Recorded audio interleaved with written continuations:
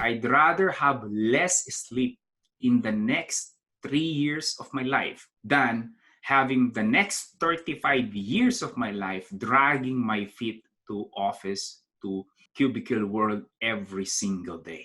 In other words, my friend, I'd rather you guys make sacrifices in the next 3 years as you build this amazing business than say, you hate your job. The reason that you're there, dahil binabayaran ka, and that's all. You're not excited. You really have no passion about it. The reason you're there is because you get paid. You see, life is always a choice.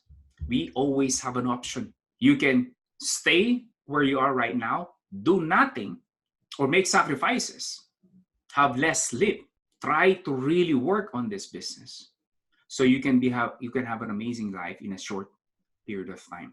And that is, my friend, one of the decisions that I made in my life. When I said to myself, you know what? Gusto ko palang magnegosyo. Gusto ko palang maging negosyante.